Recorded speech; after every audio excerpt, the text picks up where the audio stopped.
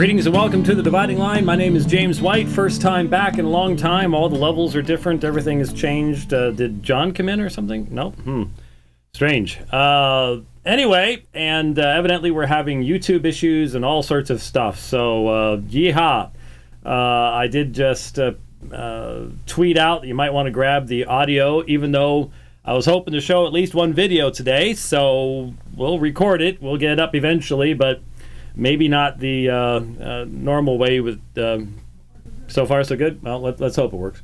Anyway, just back from a great time up in Colorado.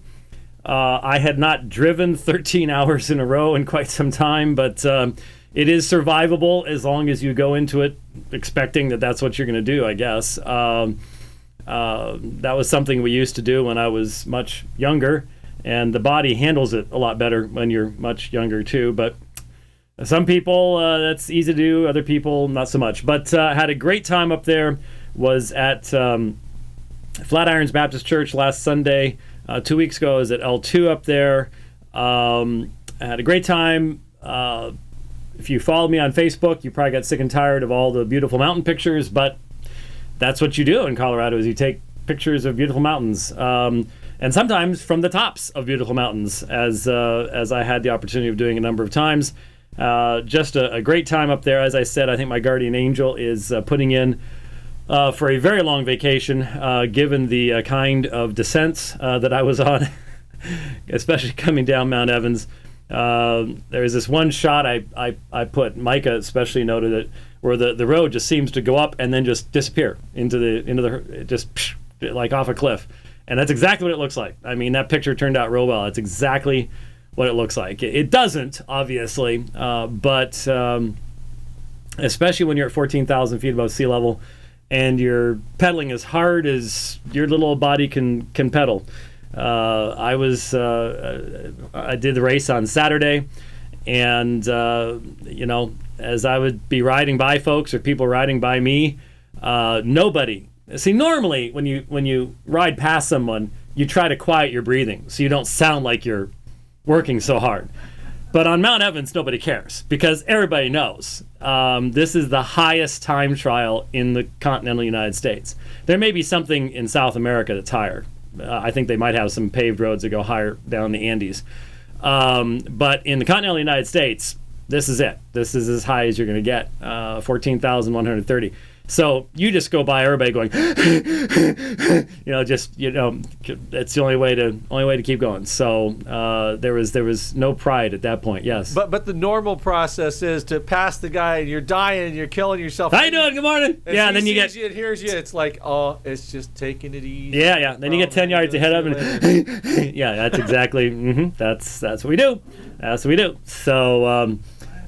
It was great. So had an awesome time, and if you follow me on Facebook, you know that I'm pretty excited because I crushed my goal big time, Mount Evans hill climb, by a whole lot more than I ever thought I could do. I didn't really think I could break 3 hours, but did 2:51:34. So I'm very happy with that, and got totally dusted, blown by one of the best cyclists in the United States. Not in that race, but the next day, climbing up Flagstaff outside of Boulder. Tom Danielson went by me. And when he went by the first time, climbing, like I was standing still, I sort of looked and said, that looked like Tommy D, but who knows? I mean, he's wearing a Garmin thing, and who knows? And then go up a little while, and he's coming back down, and now I can see the face. But of course, we all, when you're wearing a helmet and Oakley sunglasses like everybody does, we all look the same. But I said that was Tommy D. That was Tommy Danielson. So I checked on Strava to see if they have this really cool thing where you can check your ride and see who rode past you if they're also on Strava. But nothing showed. So I'm like, I still think it was Tommy D.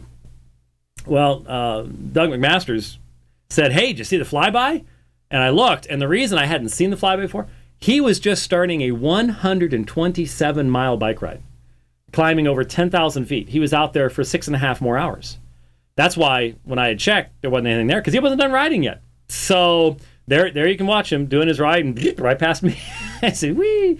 But hey, I'll take being passed by Tommy Danielson any day. That's good.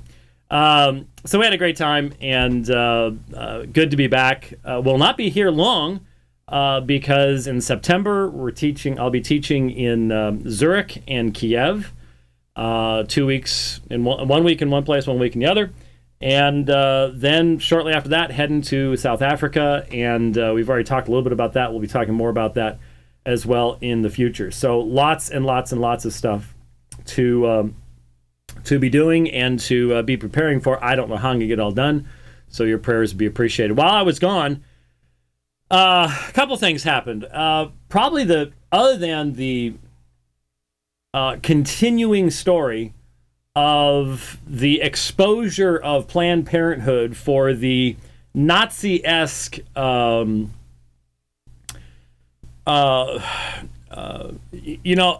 if Planned Parenthood really wanted to stay true to its origins, here's my suggestion to Planned Parenthood. Let's just be out there and open about what we are. And over the doorways of each one of your clinics, quote unquote, abortuaries, I'll help you spell it, but the phrase is Arbeit macht frei. Arbeit macht frei. That's what you need over your doorways, so that the connection is appropriately made with your progenitors, Planned Parenthood. If you're wondering what that is, all of the Nazi death camps had Arbeit macht frei, work makes free, over the entrances. So as the people would go through, work makes free. There you go. And that's what Planned Parenthood should do. And will they ever be defunded? Probably not. Not in this. Not in this culture and this nation, which is so in love with its own quote unquote erotic freedom. That there you go. It's necessary to have Planned Parenthood as your backup, just in case your erotic freedom gets you in trouble. See? Yeah, there we go. So, other than that, which is ongoing, evidently, I guess there's like another 8 or 9 of these videos just waiting to come up each week. I mean, wow. What can you say? Other than that, what struck me in the past couple of weeks was all of the brouhaha that developed, and obviously there wasn't much discussion of it in a lot of the mainstream media, but the brouhaha that developed over the discovery at the University of Birmingham of a few pages of what was reported to be an extremely ancient Qur'an, or at least materials from surahs 18 through 20 of the Qur'an, which, as people have pointed out, what's really interesting about what was found, and by the way, if you're getting ready to tune out because, Muslim, Islam, I'm going to be transitioning directly into some stuff about Bart Ehrman, and then into textual criticism, and into the Textus Receptus, and the ecclesiastical text stuff, because it's all related. It's all related. So you might want to stick around because it's all the same type of topic. As soon as the story broke, the first thing that crossed my mind was it's from the BBC, and I don't trust the BBC as far as you can throw the BBC, especially when it comes to any type of religious discussion. I mean, I've listened to BBC programs about Codex Sinaiticus that were just simply absurd. I mean, they were just laughably ridiculous to anyone who has the slightest knowledge of the field at all. So it's sort of like, oh, great, and then it appears in the New York Times, and okay, same difference as far as reliability on anything religious. The anti-Christian bias of both is not even arguable. It is patent. It is obvious. You have to be trying to buy a bridge in the desert to not see that. Anyway, so I of course read the articles, and immediately there were just so many issues that popped to the surface where no answers were given. I mean, anybody who knows a little something, and this audience, if you've listened to this program for a while, you know a whole lot more about the background of the history of the Qur'an than the vast majority of human beings do, because we actually take the time to be looking at this kind of stuff. I was immediately frustrated by the lack of really meaningful data and the emphasis upon stuff that may or may not be significant. And so I'll talk about a couple of those things in a moment, but the first thing that crossed my mind was any really scholarly individual of whatever background, secular, Muslim, Christian, it doesn't matter, any truly scholarly individual is going to immediately say, all right, we need to do with this the same thing I've said that we need to be doing with the Green Project. That is the allegedly, at least initially first claimed, first century papyri manuscript fragments from the Egyptian funerary mask, the Gospel of Mark. What have I said consistently? And I know that there are Muslims who watch every single one of these programs. There are a couple of Muslims that sit out there, record everything. You're examining every single word I say. I'm glad you're listening, but I do hope you realize you will be held accountable for everything you hear, too. So if you can only try to refute a small portion of it, you're going to be held accountable for the great portion you can't. Just thought I'd mention that in passing. In fact, I wasn't referring to this gentleman, but I ran into a Muslim after the service in Denver who quoted to me from the immediately preceding dividing line. He had notes written out. So we have an interesting audience, and I realize a lot of the people in the audience do not agree with what I'm saying. So, okay, that's fine. But if you have watched this program or listened to this program by podcast or whatever, you know that what I have said over and over again, even as I have included the CNN story in my New Testament reliability presentation, what I always say is, now, this has yet to be published. It has yet to be vetted. It has yet to be examined. When some type of a discovery comes out, there is a process whereby it must be examined, and issues that one person might not see will be raised by another person. There's give and there's take and there's back and there's forth. And the reality is it takes time before something can therefore become settled. And even then, in any meaningful scholarship, there's always going to be some level of disagreement concerning especially historical factual issues. And so that's the process. And that's the process that these New Testament finds are going to have to go through. There's going to have to be argument about the paleography. There's going to have to be argument about the context in which they were found. Are there other papyri fragments included in the funerary mask that would give us beginning or end dates, for example? There's a lot of work that has to be done. Sometimes it's expensive work, and therefore it takes a while for it to happen. Raising funds, all sorts of stuff like that. But I have been very consistent in saying we can't jump on this and start using this. And I criticized Jay Smith when he presented material in his debate with Shabir Ali that had yet to be published. Now, this isn't published yet. This isn't available yet. But okay, you can't do that in a debate, because that leaves the other side hasn't even had the opportunity of examining it. That's just not fair. So I have been very, very consistent in calling for that kind of treatment of the New Testament stuff. And very obviously, there is a bunch of work that needs to be done in regards to these Qur'an fragments that have been found. That so far, the articles I've seen do not answer all of the relevant questions that need to be answered.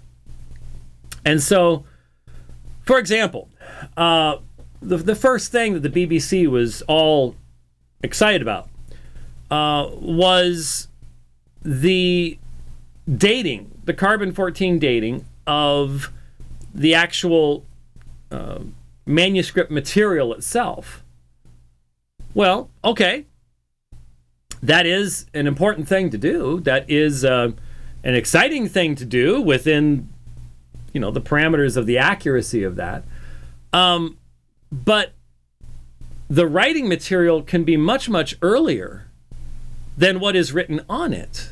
If the Sa'ana manuscripts pointed out anything, it was that it was common to have palimpsest manuscripts in that day. A palimpsest is where you've washed off, because these are animal skins. They're extremely thinly sliced animal skins. Vellum is a common term for what was used for the major unsealed manuscripts of the New Testament, for example. But you can wash them off. It's not like paper, where if you get it wet, it just crinkles up and falls apart. And then write something over on top of it. And one of the things that we're going to talk about here is the reality that Bart Ehrman has decided to opine about this. Now, the very same Bart Ehrman who ran for the hills in our debate in 2009, whenever I asked him to in any way apply his methodology to the Qur'an. I don't know anything about Islam. I don't study Islam. He wouldn't touch it with a 10-foot pole. But now that there is an opportunity for Bart Ehrman to take some shots at the New Testament, all of a sudden, we're willing to talk about it. Now, in the process, he shows himself abysmally ignorant of the issues. And I'm one of the few people that will call him on that, because nobody else wants to do that, evidently. But yeah, we'll get to that in a moment. But no one seemingly wants to raise the other important issues. Well, I take it back. Some people are. I've found some articles where people are going, hey, wait a minute. A lot of those people are writing from a perspective that I do not share. So the Ibn Warwick's of the world, who apply a basically secular methodology to everything, are going to have a different approach to this than I'm going to have. I'm trying to be consistent. So far, I have not seen a single Muslim apologist trying to be consistent on this. Not one. They're all just, woohoo, this is, look, Bart Ehrman, and it's like, long before anything meaningful can really be said. For example, has the ink been tested? Has there been paleographical examination of the style, the Kufi script itself, in comparison to other known and datable materials from this time period? One of the first things that people brought up that was so obvious, and the first thing that hit me, I should have brought it in here. I didn't. Oh, drat. I should have brought in one of my copies of the Qur'an so I could show you either the Paris or London Qur'ans. We know that these are early 8th century, around that time period, Qur'ans. And it is painfully obvious to even the casual observer that what we have in the Qur'an fragments that have been published, very few that they are, contains the early forms of vowel pointing, dotting, punctuation that becomes a normal part of the later Qur'ans, but is not a part of the London or Paris Qur'ans. There is a later development in these fragments. So I haven't seen yet, at least especially amongst those people who are going, here it is, this was written right, this is right after Uthman or whatever else, this is... Where did that stuff come from? Was that added in later? By whom? Another hand? Is it different ink? Has anyone even bothered to look? If this was written before the Paris and London Qur'ans, then why would that stuff be taken out in them if it was present in this? I mean, these are just basic level, fundamental questions that anyone who has even a outsider's general knowledge of these things should be sitting back and going, huh, has anyone else thought about this? What are the answers to this? And so a careful Muslim apologist would not want to be running out going, well, here it is.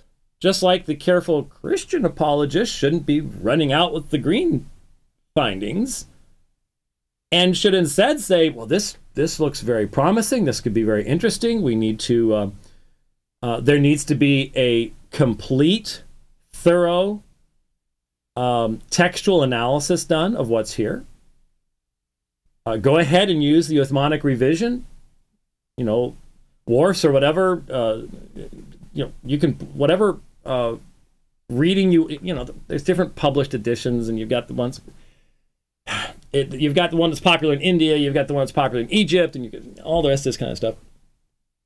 And pick one, make it the standard. Do what, for years they used the TR as the standard. Really shouldn't have been done that way, but pick one and do the work of textual analysis and saying, are there textual variants? Were these pages concurrent with one another, or is there stuff missing? If there are variants, what's the nature of the variants? Do any of the variants happen to match up with any variants we discovered from the palimpsest manuscripts? There's just all sorts of stuff that has to be done that I've seen nobody even mention it having been done yet, which is absolutely required. So there needs to be textual analysis done. The issue of ink needs to be addressed. Where did the pointing come from, which was not a part of the earliest Kufic script, but developed later on? Was that added in later? Is it in the same ink? Is it in the same hand? These are all fundamental questions that until you have answers to, everything else is just, well, it could be this, could be that, could be this, could be that. Don't know. All this stuff has to be looked into. Someone has pointed out that these particular sections that are encompassed, the material is encompassed in surahs 18 through 20, that's a section that's very heavy in, well, the Muslim doesn't view it this way, but everybody but Muslims would go, this is a place where there's a great deal of borrowing from pre-existing sources. The three sleepers of Ephesus, the sleepers of Ephesus, I don't remember they were, and their dog, and so on and so forth, and stories from the Bible, and just a lot of stories that were common in that day. So some people said, how do you know this was from a Qur'an? How do you know that this wasn't actually pre-existent to the Qur'an, that these were stories that... Now, I don't go there. I mean, if it's in pretty much the same canonical order, that stretches the credulity for me to think that these are pre-existent stories that just happen to be in the same order or something like that. But the reality is, this is material that pre-existed the Qur'an. And, some Muslims say, well,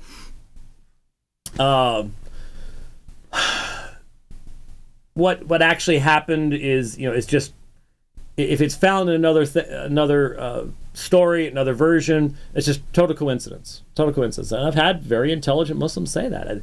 They would never allow us to do that in regards to sources for the New Testament and Old Testament. Of course, we don't deny that there were sources that were used. That's not against our doctrine of inspiration, but it certainly is against the Muslim doctrine of inspiration. And the understanding the Quran as a uncreated eternal word, at least in Sunni orthodoxy. So anyway, there's lots of questions that have to be addressed in reference to the actual text the ink, the paleography, all these things. And my concern, to be perfectly honest with you, is will that work be done? Will that work actually take place? That I've not been able to find any more information on it, but there was a palimpsest manuscript that came up for auction at, was it Sotheby's or one of the big London houses, and it was purchased for an undisclosed amount of money, and no one ever knows what happened to it. It's just poof, gone. And that concerns me. Now, if what we have in the pictures that have appeared is actually what's there, then I think we're okay, because it seems that some fairly high quality images have already been made available. And if that's the case, then good. Maybe we can do the analysis, at least some of the analysis from that material. That would be very, very useful. But there's just a lot of material that has to be looked at. And it hasn't happened yet. And so if you're a Muslim and you're running around touting this, massively premature and hypocritical. It's hypocritical because you don't apply those same standards to the New Testament. And, you know, unfortunately, I know a lot of folks that when I press this upon them, and it's like, I don't care. This is my religion. That's your religion. I'll do what I want. You know, and they don't see the necessity. And I know Christians don't see the necessity of applying the same standard just simply as a matter of truthfulness. And so with that, I was going to try to do a ScreenFlow video. Didn't get time to do it. I was very busy with other things, and I was just going to sort of say what I just said. And then, lo and behold, what happens? But Bart Ehrman decides to jump into the conversation. And if anything, so this was created July 26th, so just a couple days ago, on the Bart Ehrman blog, the significance of an astounding new discovery. Now, I've been saying for a long time, you need to understand, this man is a relatively wealthy man. And he is a relatively wealthy man because he is an apostate from Christianity. And he is paid to be an apostate. His major funds do not come from his teaching. His major funds do not come from his scholarly work. His major funding comes from his popular books that end up on the New York Times bestseller list, which we all know is a fiction anyway. We all know New York Times determines who is a bestseller and who is not. And then other people spend big bucks to make themselves best-selling authors. I have never been and will never be a best-selling author. I don't think it's possible anymore, at least in the eyes of the New York Times, to say the things I say and be considered a best-selling author, because that is just simply a cultural listing. Anyway, his New York Times bestsellers have all been anti-Christian books. Now he would say, no. There's a kind of Christianity that is bothered by what I say. Yeah, it's called believing Christianity. It's historic Christianity. It actually believes in the deity of Christ and miracles and the resurrection of Jesus Christ from the dead, so on and so forth. Now, we've mentioned many, many times that since that's where his money comes from, that's where he makes the majority of his funding, he is a paid apostate. And that explains the imbalance. Well, if we didn't have enough evidence of that before, we've got it now. Because here you have a man who, in our debate that I had with him in 2009, did everything in his power to distance himself from saying anything in response to my questions about Islam. I don't know anything about Islam. I don't know why you're trying to force me, blah, blah, blah, blah, blah, blah, blah. I have no evidence whatsoever that in the intervening 6 years that he has been studying the subject of Islam. There is no evidence in his article that he has any earthly idea what the Hadith says about the collection of the Qur'an. None. There is no citation of Sahih al-Bukhari 6519-510 in here. There is no discussion of Uthman. There is no discussion of revisions. And given Ehrman's writing on the New Testament, if he was aware of these things, he would be an abject hypocrite if he knew of these things to not raise these issues. He uses a completely different standard for his comments about the Quran than he does the New Testament. And it's either ignorance of the controlled transmission of the Quran versus the free transmission of the New Testament, or it's pure, abject bias and hypocrisy. One of the two. It's the only explanations you can offer.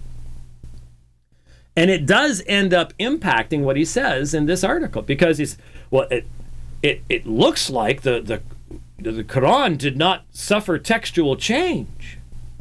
Now, how does he know that? How does he know whether what we're looking at here is pre or post Uthmanic? Does he even understand that concept?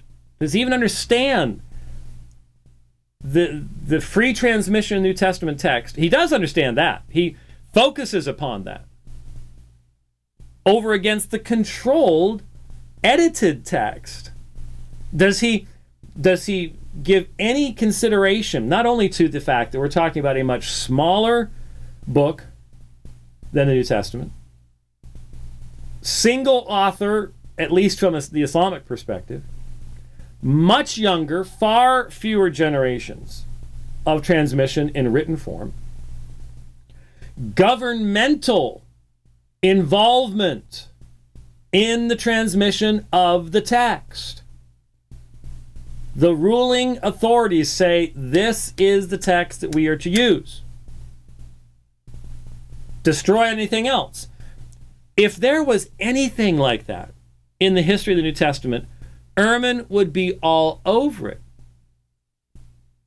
Doesn't say a word about Uthman, Abdullah ibn Masud. Does he know anything about this? I don't get the feeling that he does. So why is he blabbing about it? I don't know. Other than to take a shot at Christianity.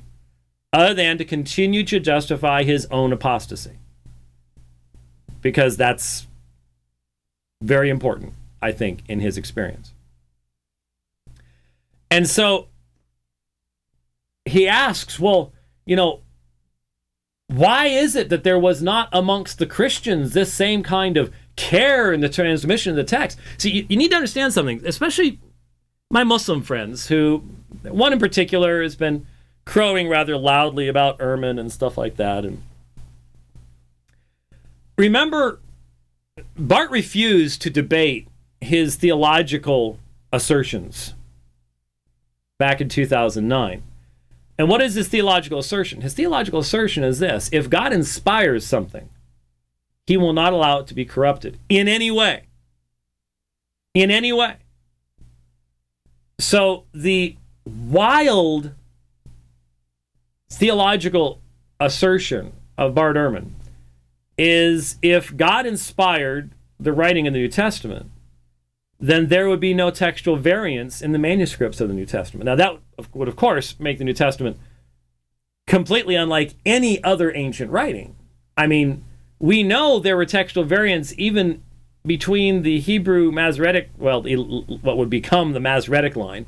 There were different lines of Hebrew manuscripts in the days of Jesus. Dead Sea Scrolls show this to be the case. The Aramaic Targums, you've got the line of the Greek Septuagint.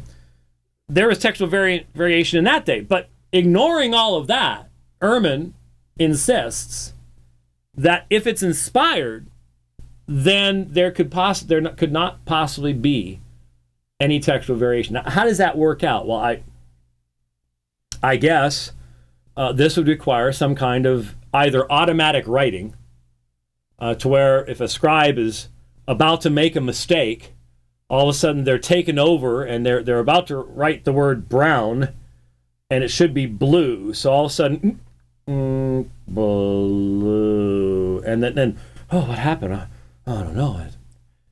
Some kind of miraculous scribal autocorrect system. Or the more colorful version would be you're about to write the wrong thing and whoosh, you just explode in flames and lightning, whatever, spontaneous combustion. It probably result in a lot fewer manuscripts in the end, actually, when you think about it. But anyway,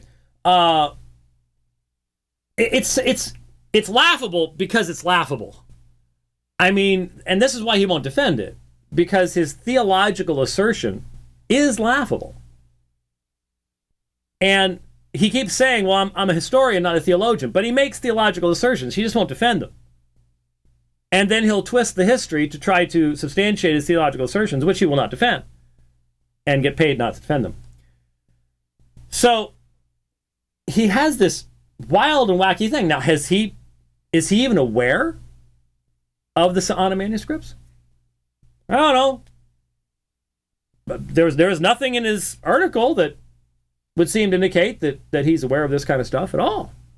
He's just looking at this going, well, this is just amazing. This is wonderful. But he asked the question.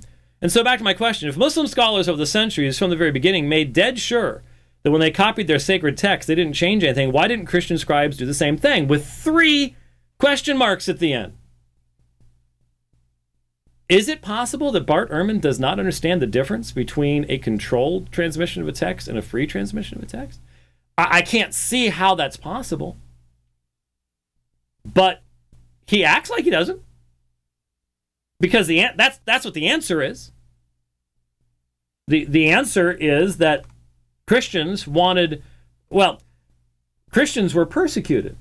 Now, as soon as I said that, I didn't get to see this. I've mentioned this before, but people in the audience, and I don't know if it ever showed up in the video because I've never watched the video of the debate, but people in the audience said that whenever I mentioned persecution during our debate, he rolled his eyes as if it's completely irrelevant. Now,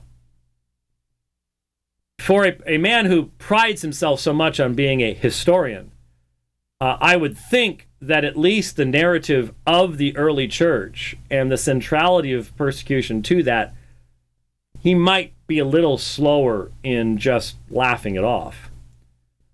But there is a vast difference between having a text that is barely half the length of the New Testament, 14% the length of the Bible, 600 years younger. One author, according to those proposing it as being scripture,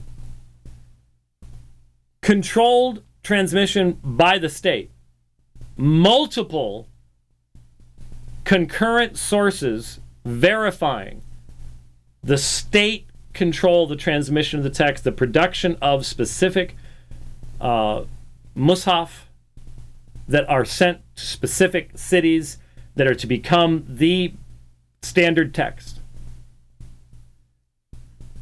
Totally different system than that which underlies transmission of the New Testament text. And yet he can ask this question, which any freshman should be able to answer with that data. What does this tell you? It tells you either he is significantly ignorant or he's being significantly hypocritical. Or a combination of both. I don't know which. But he doesn't even raise the proper questions. And when my Muslim friends quote him without recognizing that, I just have to wonder, how much serious thought are you putting into this guy? How much, do you really want us to listen to what you're saying? Then you've got to start applying a standard that is somewhat meaningful. It's troubling. It's very, very troubling. So this stuff's out there, and you're going to be running into it. We will take a little bit more time to look at specifics, but obviously what I'm looking forward to seeing is if someone takes the photographs, if they are high enough digital quality, and it only looks like it's like 4 leaves, would not take long to do a significant study. I think, I didn't check, but I think we have some portions of Fogg's palimpsest manuscript, the Anaphines, where we could correlate and do a little analysis of any variant readings to see what they would match up with. If it's completely Uthmanic with pointing, then what's the basis for dating it as early as it's been dated? Because you don't date a manuscript based upon its material. You date it based upon what's written on it. That's just a given. That's just so basic. And we're talking Paleography 101 here. It's child level. But it doesn't seem to have been done here yet. So once it is, then great. We want to look at it. Want to see what's there. Want to see what there is to see. And if it's just straight Uthmanic, then is this one of the early copies? Because Al-Kindi, in his writings, mentions he knew where the specific Uthmanic manuscripts were. He knew exactly which cities they had been sent to, and even mentions in one of the instances that it's still there. And this was well over a century and a half later. So what if you found one of those? Well, I've said all along, as long as you have a revision, as long as you have a major revision, such as Uthman does, if he is successful in destroying the materials that he used to produce it, you're still stuck with a revised text. That doesn't take you back to the original. You'd have to go pre-Uthmanic. Could it be pre-Uthmanic? Right now, nobody knows. And anybody who says they know is engaging in wishful thinking and has not done the work that is necessary yet to actually find out. Let's find out. I would be fascinated. There's much more work like this that needs to be done. And in fact, if you know the story from what I read in the BBC and New York Times, people didn't recognize that this was a part of the Qur'an, that it had been included in something else. Well, it's funny. Dan Wallace and CSNTM have been over in Greece for months, and there have been a number of discoveries they've found, which include, as you're photographing a manuscript, discovering that a different manuscript has been, there's portions of different manuscripts all put together in one volume. BBC didn't care. The New York Times didn't care. There weren't any reporters following them around. Wonder why that is. Well, you know how that works. All right. So there's some of that. Now, stick with me, because not only did we have Muslim apologists who I believe should know better. I like these guys, and because I like them, I really want to call them to a higher standard when it comes to the utilization of sources. And you know who I'm talking about. Then there are other Muslim apologists that I don't know personally. And I don't hold them to a very high standard because they don't hold themselves to a very high standard. One of them has gone on a explosion recently of posting video clips from debates and basically letting Shabir Ali argue for him and then putting some graphics at the end as if this is doing dawah. Now, I think it's great because generally this guy doesn't get it. Now, Muslim by choice doesn't get it, and this fellow doesn't get it either. And so what they're doing is they're getting my material to people that I wouldn't be able to get my material to anyway. So I'm like, cool, no problem. And, you know, putting a few little text screens, flipping a few little text screens in at the end is, you know, if you really thought you had a decent argument, you'd probably be pursuing the opportunity for debate. So we'll take that for what it is. But anyway, he was throwing a bunch of stuff out, and I just wanted to respond to one of them in particular. Because it is about the fig tree. Ah, yes. The fig tree. Yes, the fig tree argument. I don't know how to communicate to my Muslim friends that if you can read Mark chapter 11, I'm going to show the video first, but we'll look at it later. If you can look at Mark chapter 11 and Matthew chapter 21 and sit there and go, yeah, Mark's point is that Jesus was ignorant, while quoting the same liberal silliness that is regularly quoted in regards to criticism of the Gospels. You have zero credibility as far as I can tell. You just don't get it. You're just not even thinking. I have said many times, I try not to read the Qur'an with the kind of simplistic bigotry and bias that you're reading the New Testament with. If you really think that Mark's point and Matthew's point, and Matthew telescopes it, he greatly summarizes it, squishes it down in comparison. Mark breaks it up specifically to make the symbolism so obvious that if you close your eyes to it, you are not trying to understand Mark. You are not trying to be honest with Mark. You're just simply looking for something to try to turn into a problem. And, you know, there's lots of folks like that. Fine. Just don't expect me to take you seriously.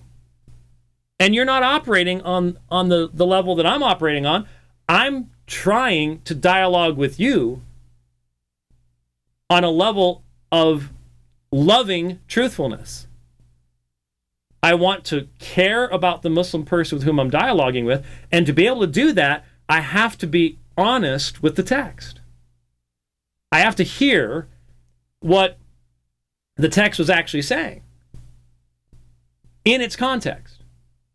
Now, I may disagree with the tafsir literature that comes 250 years later, but the issue is what was originally written, isn't it? For a lot of people, it's not. Let's be honest. Anyway, we'll take a look at the text, but I wanted to play the video for you. And like I said, he takes from two different debates. Two different presentations. One was a presentation I made at Apologia Church on reaching out to Muslims. And that's the fig tree argument. And then the discussion of this that came up between Shabir and I at the mosque in Toronto. And then there you've got the little flip chart at the end, which, you know, we'll take a look at. But let's get this out of the way so that you have it there. You got it ready to rock and roll over there? All right, here's Was Jesus Ignorant of the Seasons? James White's Bad Arguments. All right. I hope that's the right one to plug it into. We'll find out here in a second.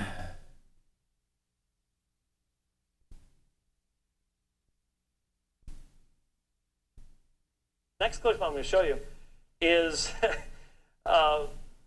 this was the first debate I did with a Muslim, but I do not consider it my first Muslim debate. I had not studied Islam at this point. I was simply defending the doctrine. This is 1999. I still had hair. I shouldn't have. How's that? Give up at that point, as you'll be able to tell. This is Hamza Abdul Malik, who is not any longer even an Orthodox Sunni Muslim, which is interesting. But this is one of the audience questions. And the audience questions were by far the most interesting part of that evening, if you've ever seen this debate. Here is a Muslim from another country. And I want you to listen to his question. And I love to watch you. I love to watch audiences. Put yourself in my position. How would you respond to this man?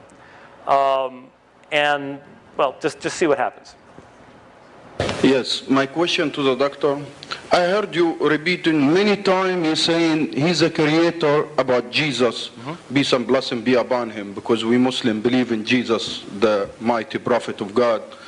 I heard you many times, you saying he's the creator of everything and all things. So I want you to explain to me, if it's possible, if he's a creator of everything, when Jesus, peace and blessing be upon him, was he walking by the fig tree with his companion, the fig tree with his companion, and he wants to eat some fig, and they told him, Master, the fig is not in season. So if he was God, how he don't know if he create the tree? How he know? How he doesn't know if what's in season or what not in season, if he create everything. Okay. And if the fig was not in season and he's God, first of all, we don't accept God to be hungry. He wants to eat. But you, Christian, you said God choose to do so. So that's your faith. But I'm saying, even if he was God and fig is not in season, why he couldn't order the tree to bring fig? Okay, Isn't that God the one create everything? Okay, thank you. To the Dr. White? He did so because the fig tree represented the people of Israel, and he made the application. The people of Israel look like they have fruit, but they do not. It was a clear application that he made. Secondly, he did eat food because the Word became flesh. He became hungry. He became tired. Because as the New Testament, as it was written, clearly indicates, Jesus Christ was the God-man. The eternal Logos became flesh and dwelt among us. He was a true man. He ate food. He became tired. He slept. He grew, etc., etc. Christians have always believed that. Why? Because we believe all the New Testament teaches. Now, I was watching, and some of you are looking at each other going, you know, the Jehovah's Witness that came to my door Saturday was a whole lot harder to deal with than that. Because you've never heard of the fig tree argument before. But you got to understand, this man comes from a nation where he's probably never dialogued with any kind of educated Christian at all. And what's more, his argument is a Quranic argument. We'll see it in the text of the Quran. And so it might strike us as a really bad argument, but how would you answer it? I mean, we know what Jesus was doing. We know what the fig tree represented. But they really believe, and some of their top apologists will repeat this argument, obviously in a little better fashion, but they really believe that Jesus thought there would be figs on that tree, and he was just confused as to what the season was, and that this is evidence of the ignorance of Jesus. Now, have they read Mark? Have they read the parallel in Matthew? And all? No, of course not, but that's what you're going to encounter. And if your first reaction is, oh, come on, man, haven't you read Van Til? That's not going to get you very far with the Muslim at all. It's really not. You have to be able to recognize that knowing the high end of Christian apologetics, if it doesn't allow you to deal with this kind of thing, you're not really going to be overly effective with these particular folks. Was Jesus omniscient? Was he all-knowing, all-powerful? I'm reading the screen here. Debate. Did Jesus claim deity? March 22nd, 2012, Ontario, Canada. Finally, there are improvements to cover the human limitations of Jesus. For example, in Mark's Gospel, chapter 11, verses 12 to 14, Jesus approached a fig tree thinking that he would find fruit on it, but when he did not find any fruit on it, he cursed the fig tree. Why didn't he find any fruit on it? Mark is very clear. Because it was not the season for figs. But then in Matthew's Gospel, chapter 21, verse 18, the situation is changed. Jesus is hungry. He sees the fig tree. He went to it. He found nothing to it but leaves. And he said to it, "May no fruit ever come from you again." The difference is that Matthew here has removed the mention that it was not the season for figs. This allows Christians to meditate on Matthew's statement and make that into a parable about good and bad and what happens to those who do not fulfill their functions. They get destroyed, just like this fig tree, because they do not do what they're supposed to do. But as Mark's gospel makes it plain, the reason there were no figs is because it was not the season for figs, and therefore it appears that Jesus here has made a mistake, and which is natural for a human being. Muslims would not have any difficulty accepting that such an error could occur. And by the way, the fig tree issue, why was Jesus talking about the fig tree? And why are Muslims so fascinated with the fig tree issue? This has come up over and over again. Folks, the fig tree represents Israel. Jesus is going into Jerusalem. He is about to have all the encounters with the Jewish leaders. He's saying that Israel looks like it has fruit. It's got all the outward trappings and the pretty buildings and the prayer shawls and everything else, but there is no fruit. There is no real life. That's what the whole fig tree parable is all about. It wasn't Jesus ignorant of what time figs were. He grew up in that area. Do you really think? I mean, it would almost be like someone in Toronto saying, well, it's always snowing in March. Well, it's not now, is it? You know when it's supposed to be snowing here. He knew when the fig... And it's not right now. It's hot in here. You got some fans or something? I'm from Arizona and it's hot in here. I mean, really. Jesus knew when the season of figs was. He was making a point about the people of Israel. They weren't walking after God. This is clearly what is there. What about the fig tree episode? James did precisely what I said that Christians do. They go to Matthew's recollection of the event, and then they make that into a parable, into a story, into a lesson.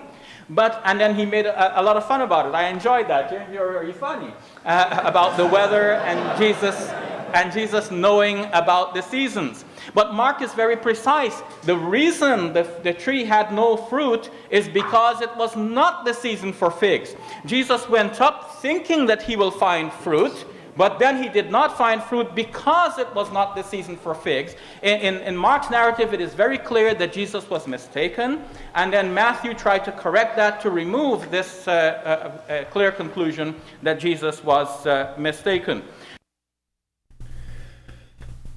Mark tells us as follows: Jesus was hungry, seeing the distance of fig tree and leaf, he went to find... Oh, it goes way too fast. It's clear from this passage Jesus had a lot of power to curse the tree and make it wither from its roots. It's also clear that Jesus was ignorant on two counts. Can't read it that fast. I have to slow it down to go through the rest of this thing. But God acting on ignorance. Some would like to believe the tree was barren and therefore deserved to be destroyed. But if Mark was right, the reason the tree had no fruit is because it was not the season for figs. And there's the end of that, followed by Surah 4:171. So, there you go. Not a whole lot to add to what was said, because Shabir ignored what I said too. It doesn't matter whether you go to the Matthew and Mark. Now, of course, Shabir's argument is, again, the slavish... Matthew is editing Mark, trying to clean up Mark. Why is Mark still in the New Testament, Shabir? The reality is, in this instance, in almost every instance you bring up, Mark is the one giving more of the information. And it's very clear in Mark, because he splits the story up. And what's in between the two stories? What's going on in Jerusalem? The coming destruction of Jerusalem, the rejection of Jerusalem.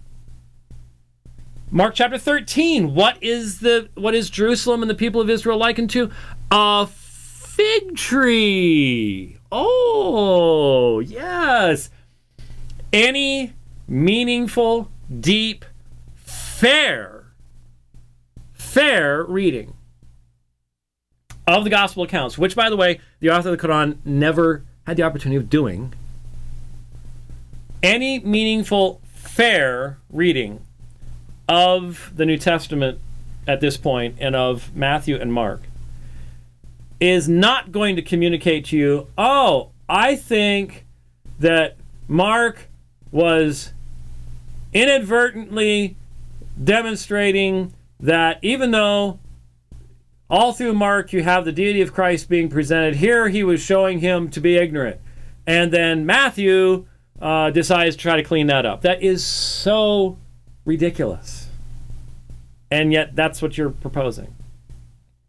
And you want us to be careful in handling your text when you just, it's like the woman touching Jesus. Oh, who touched me? I don't know. I don't know who did it. The continued use of stuff. I don't care how many times D. said it. D. did not know what he was talking about when it came to the New Testament. He did not read it in a fair, meaningful, equal balance way. He didn't do it. And that's the problem. That's the problem. So take a look at Matthew 21:18 and following. Compare that with Mark 11:12 through 14, then 20 through 24. And see how, when you see what goes in between those texts, you see what's going on in the ministry in Jerusalem. You see the rejection of the people and everything that's going along with that. I think it's important to notice that. For example, what happens as soon as Jesus enters into Jerusalem in verse 15? So this is, you've got verses 11, or verse 12, 13, 14. Then verse 15, what happens? Then they came to Jerusalem, and what happens? Jesus drives out the merchants from the temple. That's what goes on. He does not permit anyone to carry merchandise. He began to teach, and my house should be called a house of prayer, not a house of robber's den, and so on and so forth. And it says in verse 18, the chief priests and the scribes heard this and began seeking how to destroy him, for they were afraid of him, for the whole crowd was astonished at his teaching. When evening came, they would go out of the city, and as they were passing by in the morning, what? They saw the fig tree withered from the roots up. Do you really think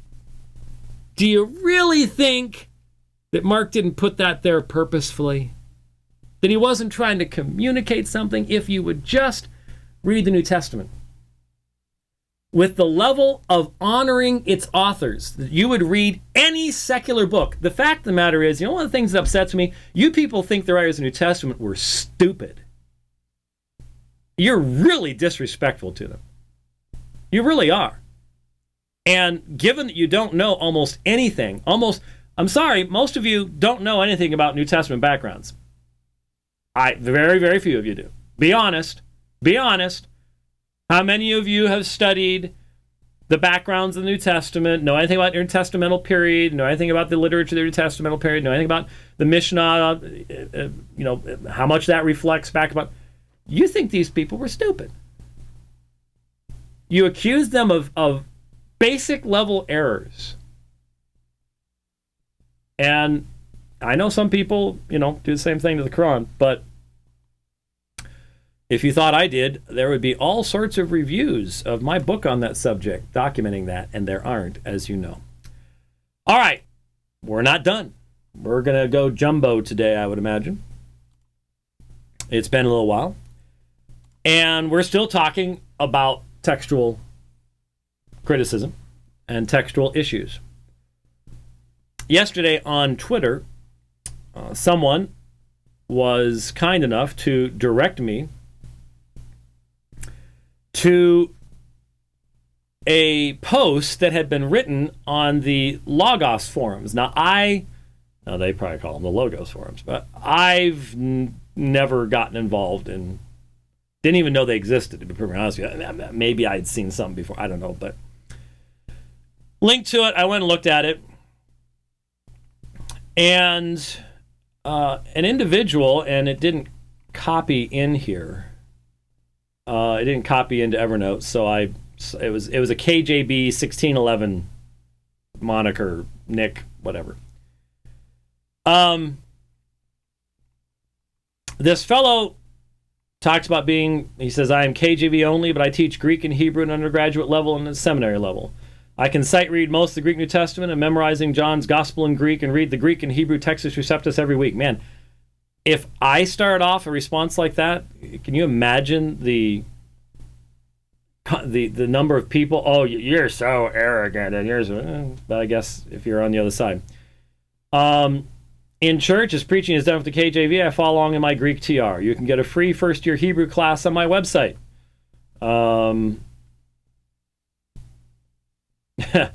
He says to this person, perhaps you would do well to purchase a KJV-only bundle yourself and get a bit more an accurate idea of what KJV-only people believe. Then he says this. Also, I am thankful for the work James White has done to do with Islam, Catholicism, etc. Regrettably, when dealing with KJV-only people, he seems to pick out the most extreme and most indefensible people, like Mr. Anderson.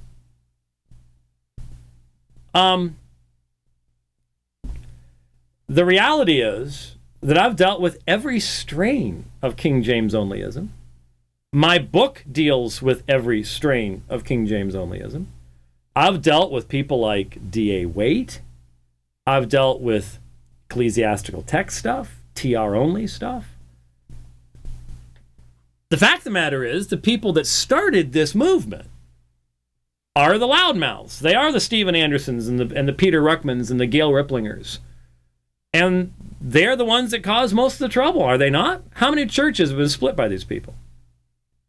Dozens, hundreds. So it is simply dishonest. It's totally unfair to say, you're just picking on the worst. Well, I have to deal with the ones, the Sam Gipps that are putting out videos, very high quality videos as far as the production, not as far as the material, but Stephen Anderson's putting movies out there. You expect me to ignore them? My book starts off by saying, here's the spectrum from people who prefer the Byzantine manuscript tradition to the Textus Receptus folks, into the different kinds of King James onlyism, the text isn't inspired King James onlyism, to the text is inspired King James onlyism, as in the English text. I laid all that out. Why make it sound like I didn't? I don't know why that is. I don't know why that is. In my view, at least, Ruckmanism is extremely harmful to the KJV only position because it paints it in a very bizarre light. Okay, but who's had more influence on more people, Peter Ruckman or you? I think the answer to that's pretty clear. But then this is why I wanted to focus on this, and this is what was communicated to me last night. I wish Mr. White would agree with the 1689 London Baptist Confession of Faith he subscribes to as an elder of Reformed Baptist Church, and recognize, quote, that the Old Testament in Hebrew, which was the native language of the people of God of old, and the New Testament in Greek, which at the time of the writing of it was most generally known to the nations, being immediately inspired by God and by his singular care and providence kept pure in all ages, comma, end quote. And recognize that when his own confession of faith quotes 1 John 5:7, Mark 16, etc., it means the Textus Receptus is the Word of God, not a critical text that did not exist nor was in use by God's people and thus was not kept pure in all ages. Now, I did a ScreenFlow video. I think it was during the week that I was home between Colorado trips, if I recall correctly, on some of the many problems with the ecclesiastical text position. And I said in that video that the ecclesiastical text position, whichever one of the many it is, because the fact of the matter is, this kind of assertion being made here is vague purposefully. We know that John Calvin numerous times corrected what would eventually become known as the Textus Receptus. We also know that there was never a church council.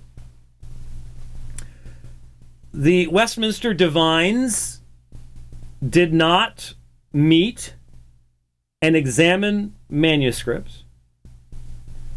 The fathers who wrote the London Baptist Confession of Faith over the period of time of its development and its various early incarnations, etc., did not meet in council and examine the issue of textual criticism. They did not look at manuscripts. Many of them were not aware.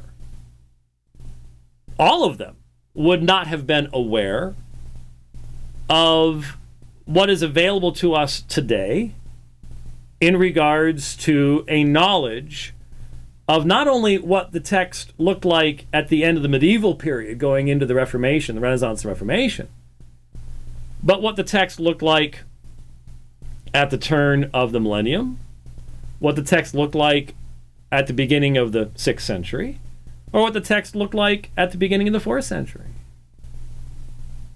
That information was not available to them. And so it is pure pretense. It's make-believe that they're actually addressing textual issues. They're saying that the Bible was inspired in Greek and Hebrew. But to jump beyond that to say, well, since the Greek and Hebrew they had, since they had the Textus Receptus, then that means that this has their authority as the final word. That is historically absurd. I'm sorry, I can't even respect that. I know there's a lot of people who believe it. I just can't respect it. It's indefensible. When did they take this and take the critical text and go, oh, well, When did they do that? And if they didn't because they had no idea what these were, if this was simply the default that they had, yet they all would have read Calvin, they would have known that what Beza said about textual issues, they would have known about that stuff. They didn't address that. Why not? To take this work,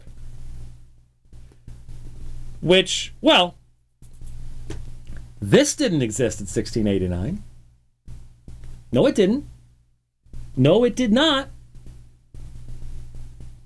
If you think this existed in 1689, you do not know what you're talking about. This is Scrivener's work. You know that. This is based upon the textual decisions of the King James translators themselves. So which edition of the many texti recepti, is the one being referred to by the 1689 that I allegedly don't believe as a Reformed Baptist elder? Which one? If you can't produce it, don't put it in writing that I don't believe what the confession states. Okay? If you can't produce it, and you can't, which one is it? Which of the five of Erasmus? Was it Beza's 1598? Do I need to go get my Stephanus out of the fireproof safe in the other room? The 1550 Stephanus text. Maybe I need to look at that. Which one is it? I mean, you've got to be able to provide me with the exact text. Which manuscript? Because as you well know, there is no manuscript in the universe that reads exactly as the Textus Receptus does, right? So which one? That's the problem with this ecclesiastical text stuff. It can't give us a text. Once you start poking at the TR and saying, well, do you mean this reading or this reading? All of a sudden, you've got to do what Erasmus himself had to do. Erasmus, the Roman Catholic priest, had to do textual criticism. He had to, even amongst the small number of manuscripts he had, make choices. And at times he made choices based upon the Western text that was found in the Latin Vulgate. You've got to live with that reality. And are you going to tell me he was inspired? You could tell me Erasmus is the final authority in these things? The fact of the matter is, there was no council that got together and said, TR versus Alexandrian versus Western, we go with Byzantine. Didn't happen. Didn't happen because they didn't know about these things. So to try to cite their authority about something that they never even contemplated and had any opportunity of even dealing with is an abuse of their writings, an abuse of the confession, and to then use that to attack an elder in the Reformed Baptist Church is simply an abuse, period. All of this is utterly indefensible in the context of what we've been talking about today. Because the parallel to this would be, well, we just simply take whatever Uthman said, and we won't look at anything else. And if Uthman was good enough for people long ago, it should be good enough for us today. That's exactly what Adnan Rashid said in our debate in London. And that's exactly what the ecclesiastical text people say today to us. It's the same argument. Same argument. Different text, same argument. It's indefensible. It will not function out there in the real world where we're trying to present God's truth within the context of doing meaningful apologetics with world religions. It may work fine in certain Reformed Facebook groups where you all just sit around and impress each other by how many chapters of Turretin you read today. Might fly real well in there.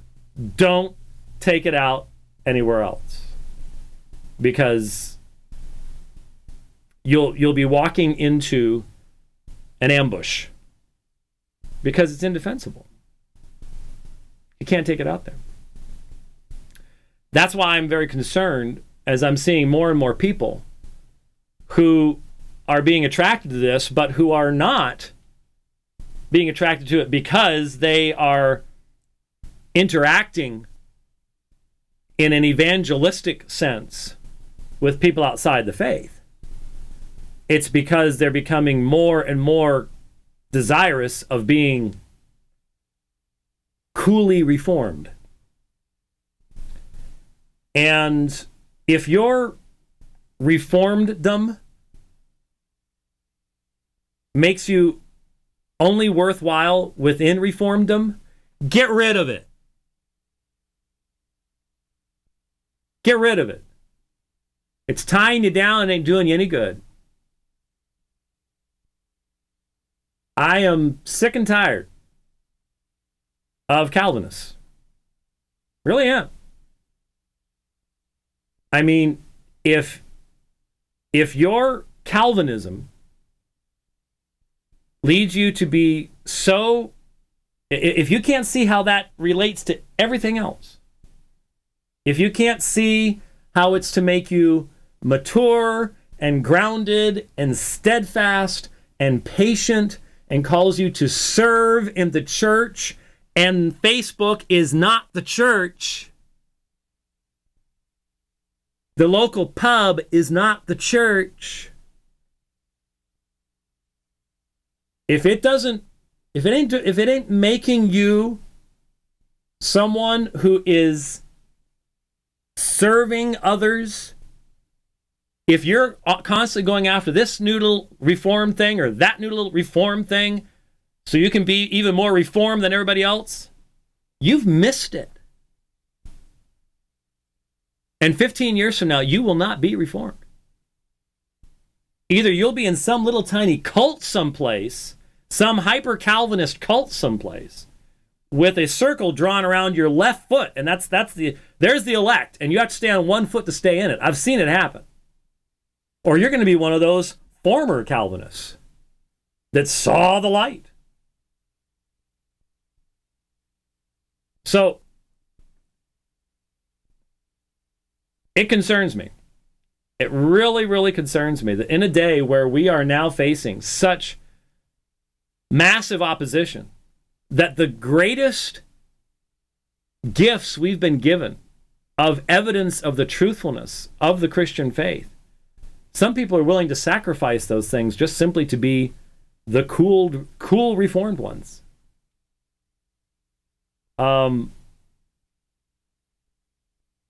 Should not, ought to be. Should not, ought to be. The quote-unquote young, restless, and reformed, I've never understood the restless part. Because to be reformed is not to be restless. To be reformed is to see God as God is, and ourselves as we are, as his creatures, to truly be reformed. If you're truly reformed, you have had that soul-shattering experience of recognizing that you don't get to run your life. It's not yours to run. And that God can do with you whatever he wills. You've died, your life is hidden with Christ in God, and if he wants to send you to the farthest, darkest place of the world, which these days is in the United States, it seems, then he can do that. And my coolness and my reputation and my everything else is irrelevant. And if he calls me to clean bathrooms in a little church, and I've cleaned bathrooms in little churches, so be it. It gives you patience. It gives you steadfastness. It makes you want to serve others. But it doesn't make you want to be the coolest thing that's ever come down the pike.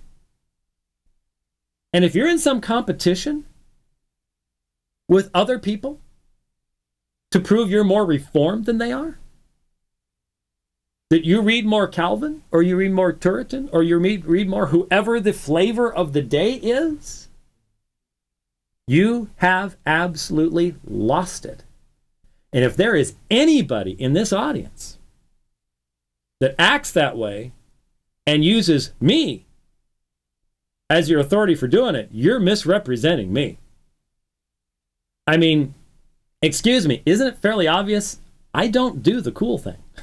Okay, I mean, just look at me. We don't do the cool stuff. I mean, we're talking about the same stuff that we were talking about 20 years ago. We're not into the new fads and stuff. We get left behind all the time. That's okay. It's all right. We can live with that. You grabbed your microphone. It normally means something. Last week, I decided to sit down and listen to a couple of oldies. Oldies? From like, the Carpenters? 91, 1989. And one of them was the... We weren't talking about Islam then, that's for sure. Crucifixion. Yes. And then the other one was on historic fundamentalism. Yeah, I saw you note those in Facebook. And what prompted me to do that was I get a call from this guy who said he had just listened to the crucifixion one. And, of course, he's got all the objections that you dealt with in that program. In fact, you had a caller making those very objections. And, of course, this guy's acting as if he...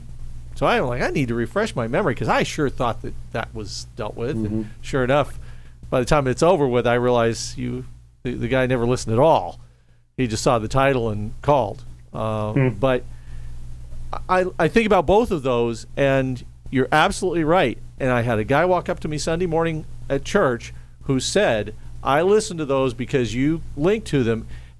Now, how old was James then? Because he's still saying the same things. Yeah. Yep. And it's like we just keep doing the same thing, and the truth doesn't change just because the years go by. No, they don't. And I have to remember, we have a lot of new folks. A lot of people haven't heard how many times I've addressed these things over and over again. I am not the world's most patient man. God's still working on me on those things as well. But someone on Twitter I don't do the cool thing. Yeah, I renounced cool and took up wearing plaid shirts too decades ago. I almost wore a t-shirt today, but I decided it was a fairly important topic, so I, dress up a little bit, Ever since somebody got the bright idea of sticking these cameras in here, then I have to worry about what in the world I'm going to be wearing. And then our brother in Milwaukee, the Bishop of Apologetics and Cool Shirts, is going in on this DL. Well, look, I don't want anyone to get the wrong impression. I am very thankful that there are serious young men and women of this next generation. You're going to have to be really serious because of the sacrifices you're going to have to make to stand for Christ. And I believe in Reformed theology with all my heart, soul, mind, and strength. It is absolutely central to everything that I do. I believe in a sovereign God who has preserved his word. He didn't do it in the way that King James onlyists or ecclesiastical texticists think he did, but I believe God's preserved his word. And I believe that there's everything good in reading Calvin. I wish I could spend more time with Turretin. There's nothing wrong with any of those things, but it's the motivation and it's the result. If that isn't leading you to be a more stable person, to be a more supportive person of your church, if you're missing the fellowship of your local church to do reformed things, you're missing it. You're missing it. It's a game for you. And it won't last. It will not last. Just all there is to it. So, don't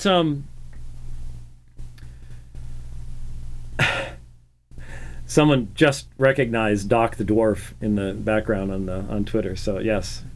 And I told everybody, we'll be wrapping up here. I told everybody that that some flowers were coming. And here's now I just got this vase. I got this vase on the Navajo reservation yesterday. It's one of those horsehair Navajo vases. And yeah, you familiar with those? Oh, they're... But these are dried Indian paintbrush. Remember the Indian paintbrush pictures I've been posting as I've been climbing? And I found them up on Mount Evans and stuff like that. Well, I found some dried ones. They're the ones I could find. If anyone out there knows where to find Indian paintbrush in silk, so it actually looks like an Indian paintbrush, because these are sort of dried, please let me know. I do like the color scheme. It blends very well with the studio. It really does. Well, there you go. So I told you this could be there. Even the vase. So good choice there. All right, well, thank you. Thank you very much. That was at... there's a stop at Monument Valley. I took some beautiful pictures at Monument Valley. I haven't put them up on Facebook, but... Every time I've ever gone through there, the stops are empty. Nobody's there. Oh, these were packed out. Huh? Packed out. Yeah, they were. It was great. And there was one that had the horsehair pottery, and wow. So there it is. So there's. If you're wondering what the flowers are in the back, I've fallen in love with the Indian paintbrush flower. I don't know why, but I just love it. It's gorgeous. I ran into it on Guardsman Pass up in Utah, above 9,000 feet. They have them up on Evans. And I don't know if it's just simply being able to look at the top of the world and look at that beautiful flower. I don't know what it is, but there you go. So if anybody knows where I get some silk ones of those, that would be really great. But anyways, that's neither here nor there. Thank you very much for joining us on the Dividing Line today. I know that was some heavy subjects and things like that, but should be here all of August. So that means, Lord willing, once again on Thursday, we'll be back. And we'll have other things to be addressing that hopefully will be just as useful to you as well. Thanks for watching. God bless.